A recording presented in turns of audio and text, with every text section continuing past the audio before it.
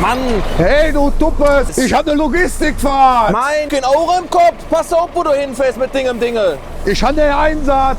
Der schöne Hubert da, ey. Mein Gott! Sag kein Logistik. Komm, erzähl dir, was richtig Logistik ist. Boah, das Ding ist aber echt hu.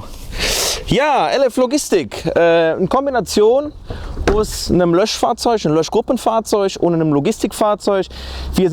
Das Ding ist relativ hu, oder das ist hu, also das ist nichts für kleinen Lück, da musst du lang Bein haben, da kannst du schon fast der Höhenretter mit am Einsatzort schicken. Geländegängiges Fahrzeug, also da können wir wirklich mit in der Wald fahren, da können wir wirklich abseits der Straße, kommen wir da gut zurecht.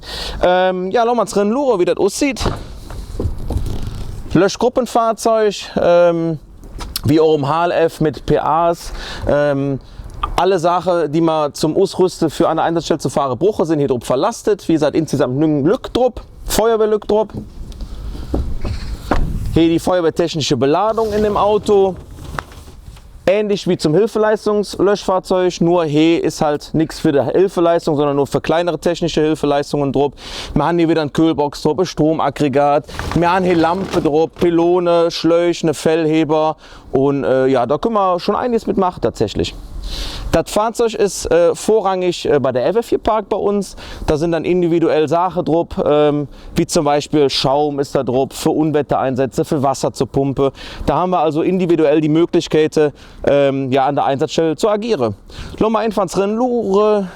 Was macht ihr dann, hey? Ja, ist ein Pudding. Pudding? Mit einer Jaffel? Bekloppt.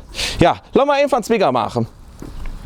Was haben wir hier noch drauf auf dem Auto? Wie gesagt, das LF Logistik, vorrangig bei der FF eingesetzt, als Zweitfahrzeug. Hier haben wir die Pumpe, ein Hetzstück vom Ware, 1000 Liter Wasser haben wir doch dabei. Wir haben Schläuche noch dabei, jede Menge Wasser für eine Armatur. Und also das Ding, das datet auf jeden Fall.